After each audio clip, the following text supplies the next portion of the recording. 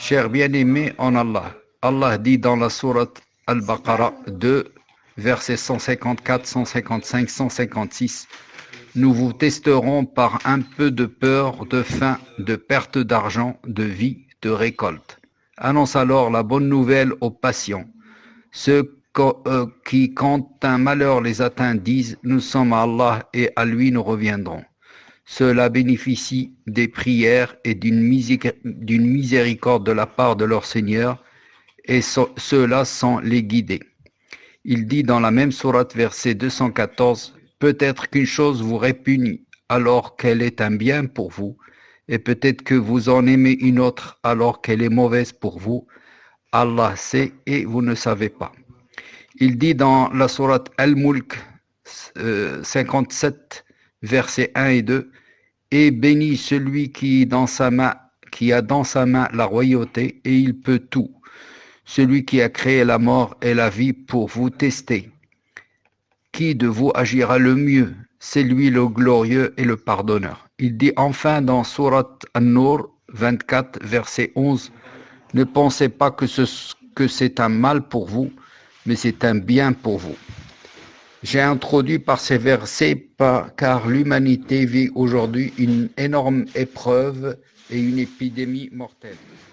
La fitna signifie l'épreuve, la difficulté, la peur, l'épouvante à cause des maladies mortelles et des épidémies foudroyantes et d'autres calamités qui s'abattent sur l'être humain. Nous sommes tous ces jours-ci, à quelques exceptions qu'Allah a prises sous sa clémence, perturbés et éprouvés, ainsi que toute la nation, la société, la famille et toute l'humanité. Ces épreuves et adversités auxquelles s'expose l'être humain au cours de sa vie, que ce soit la mort, une maladie chronique ou une épidémie fatale ou autre malheur, sont un événement grave, une tragédie.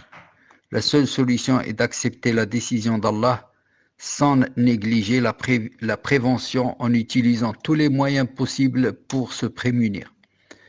Et la patience, tout en escomptant la récompense auprès d'Allah, en étant persuadé que l'issue de cette épreuve sera le bien et le résultat sera sans doute le paradis.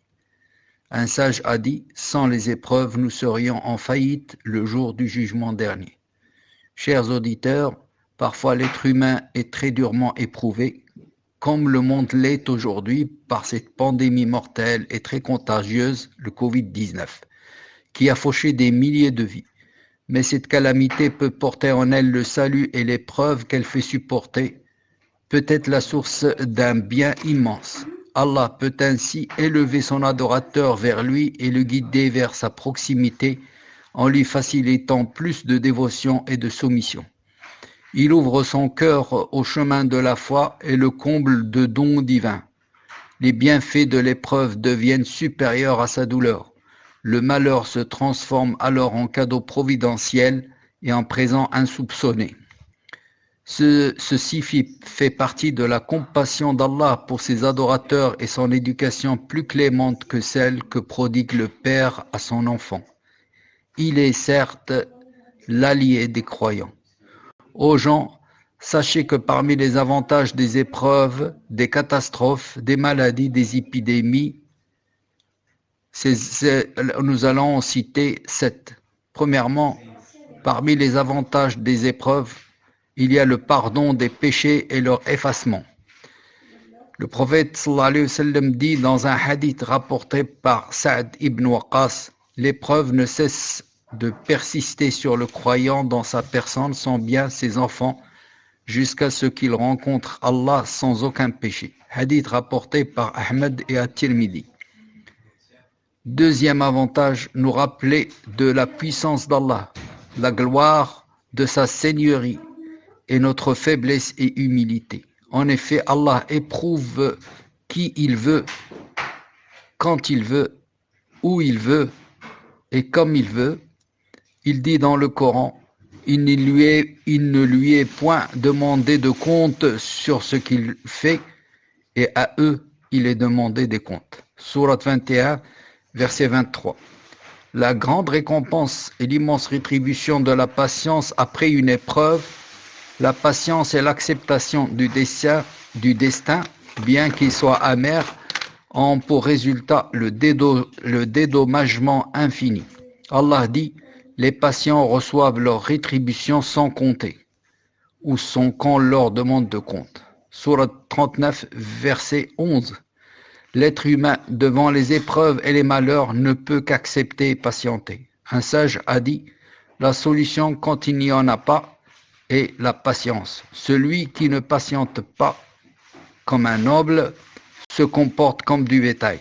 Cela veut dire que le noble choisit la patience en cas d'épreuve et accepte son sort et demande à Allah la clémence.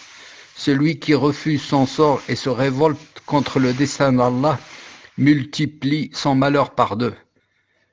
D'une part, il ne change rien au malheur qu'il atteint, et d'autre part, il n'obtient aucune récompense.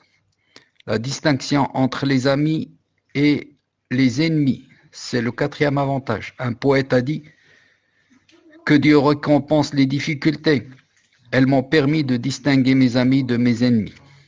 Cinquième avantage, inciter l'adorateur aux invocations.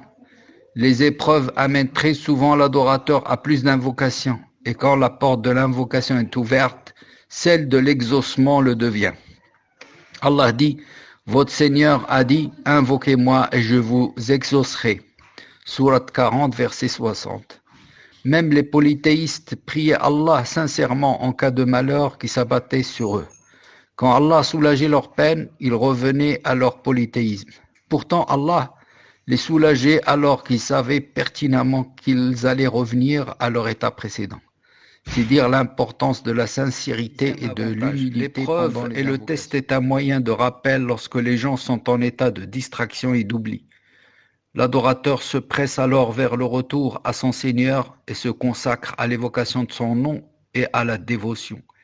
Septième avantage, l'épreuve est une sorte de correction et d'éducation du Seigneur vers ses serviteurs afin qu'ils ouvrent leur cœur, les illumine, les réveille, les arrache de l'emprise de l'égoïsme et de l'orgueil et leur fait prendre conscience de leur faiblesse et de leur fragilité. Nous nous arrêtons là, mais le discours aura une suite, Inch'Allah. Qu'Allah nous prenne sous sa miséricorde, sa clémence et sa grâce. Nous te demandons la compassion dans ce que tu as destiné. Nous ne te demandons pas de changer ta destinée, mais d'y être compatissant. Sois clément envers nos morts, guéris nos malades et soigne nos éprouvés. Éloigne ton adversité et ton courroux de nous, protège notre pays et tous les autres pays contre cette épidémie et protège-nous contre son mal. Pardonne-nous et à nos parents et à ceux qui nous ont enseignés et à tous les musulmans. À la prochaine rencontre, Inch'Allah. Assalamu alaikum wa rahmatullahi wa barakatuh.